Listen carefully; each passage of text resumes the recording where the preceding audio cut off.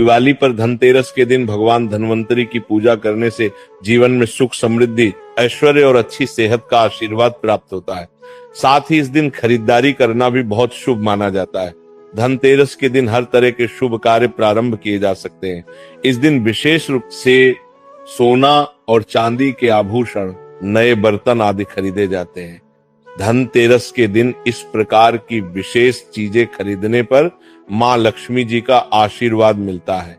ऐसी मान्यता है कि धनतेरस के दिन हम जिस भी वस्तु की खरीदारी करके लाते हैं उसमें 13 गुना की वृद्धि होती है। इसलिए आपको ध्यान रखना है कि कोई भी ऐसी गलती ना करें, ऐसी वस्तु खरीद कर ना लाएं जिससे कि अशुभता आ जाए।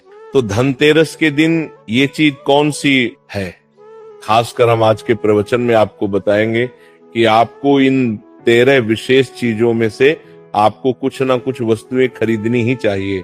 अगर आप इन सभी 13 वस्तुएं ना खरीद पाए तो इनमें से जो भी आपकी सामर्थ्य हो वह वस्तु आप घर पर खरीद कर ला सकते हैं।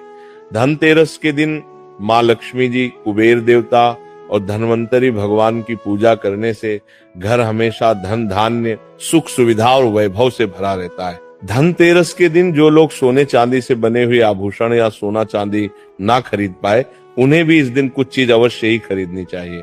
सबसे पहली वस्तु है नई झाड़ू। धनतेरस के दिन नई झाड़ू खरीदना बहुत शुभ माना जाता है। झाड़ू को मां लक्ष्मी जी का प्रतीक माना जाता है और ऐसा माना जाता है कि नई झाड़ू से धनतेरस के दिन पहले पूजा करके फिर उसका प्रयोग करने से घर की सारी नकारात्मक ऊर्जा दूर हो जाती है और घर में सुख समृद्धि का वास हो जाता है। अगर हो सके, सामर्थ्य हो तो धनतेरस के दिन एक झाड़ू का गुप्त दान करना चाहिए। इसे आप मंदिर में किसी चौराहे पर या ऐसी जगह पर जहां से कोई भी जरूरतमंद व्यक्ति इस झाड़ू को उठाकर ले जाए, वहां पर आपको रख देना चाहिए। दूसरी वस्तु है साबुत धनिया। धनतेरस के दिन आप कुछ लेकर आए या ना आए, साबुत धनिया तो हर कोई ला सकता है। साबुत धनिया लाकर दिवाली के दिन उसे पूजा करने के बाद अपने ही घर में क्यारी में या गमले में डालना चाहिए। और ऐसा करने से कहा जाता है कि घर में आपके जो भी धन है, जो भी आए हैं, उसमें बरकत होने लगती है। अगर आए दिन अनावश्यक रूप से खर्चे होते हो तो उसमें भी रोक लग जाती। इस दिन नमक भी खरीद कर लानी चाहिए। नमक अगर आप डली वाला लाते हैं तो और भी शुभ है, लेकिन आजकल डली वाला नमक मिलना हर जगह मुमकिन नहीं होता है। तो आप जो भी नमक आपको मिल पता हो वो नमक आप इस दिन घर पर लेकर आए। धनतेरस से लेकर दीपावली के अगले दिन गोवर्धन और भाई दूज तक आप इसी नमक का प्रयोग करें और इन 5 दिनों तक लगातार आपको नमक का पोछा भी घर में लगाना चाहिए। ऐसा करने से एक तो दरिद्रता दूर हो जाती है और घर से नकारात्मक ऊर्जा भी दूर हो जाती। चौथी वस्तु जो आपको घर पर लानी चाहिए वो है गोमती चक्र। कहते हैं कि जिस घर में गोमती चक्र होता है वहां सुख, सौभाग्य और समृद्धि की वृद्धि होती है। गोमती चक्र घर पर रखने से वास्तु दोष भी दूर हो जाता है। और अगर घर परिवार में किसी भी सदस्य में आत्मविश्वास की कमी हो तो धनतेरस के दिन गोमती चक्र लाकर उनके हाथ से पूजा करवा कर फिर बाद में आपको इन गोमती चक्र को अपने मंदिर में या फिर धन रखने के स्थान पर आपको रख देना चाहिए। ऐसा करने से जो भी संबंधित परेशानी है वो दूर हो जाती है। आपको ये सारी वस्तुएं मार्केट में, पूजा वाली दुकान में बहुत आसानी से मिल जाएंगी। 5वीं वास्तु है कौड़ियां।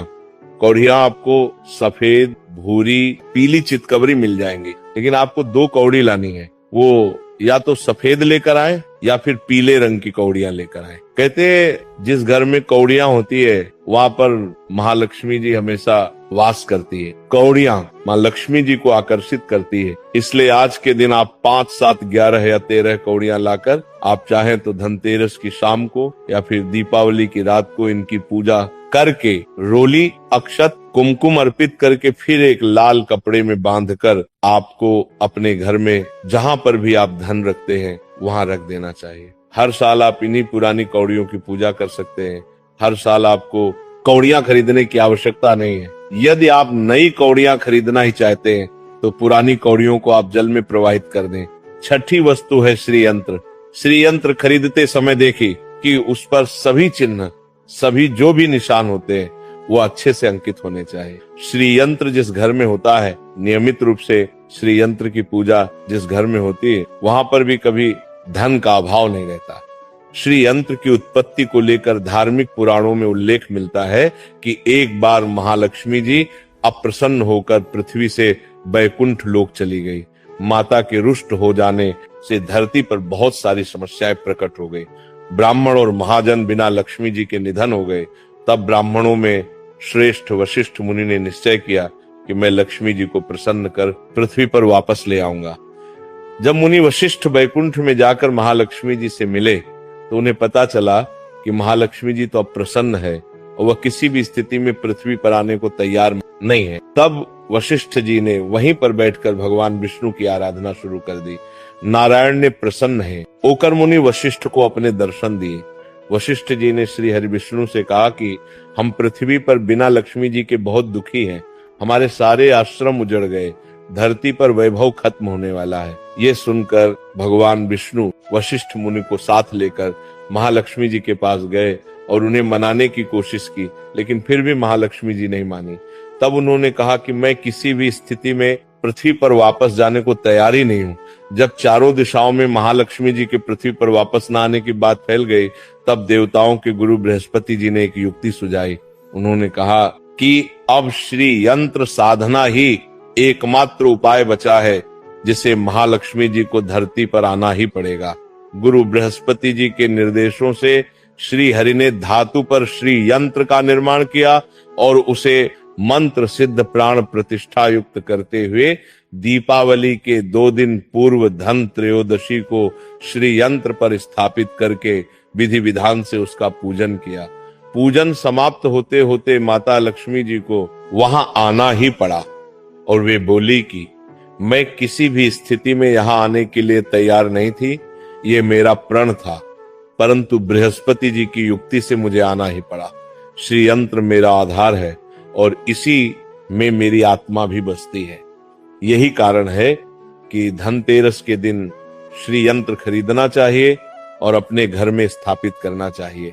7वीं वस्तु है 7मुखी रुद्राक्ष की माला या फिर 7मुखी रुद्राक्ष। अगर आप धनतेरस के दिन 7मुखी रुद्राक्ष को घर पर लाते हैं और फिर उसकी विधि विधान से पूजा करते हैं या भगवान शिव की पूजा में आप इस रुद्राक्ष को प्रयोग करते हैं, किसी भी मंत्र का जाप करते हैं, तो उससे भी आपके घर में कभी परेशानी नहीं आती।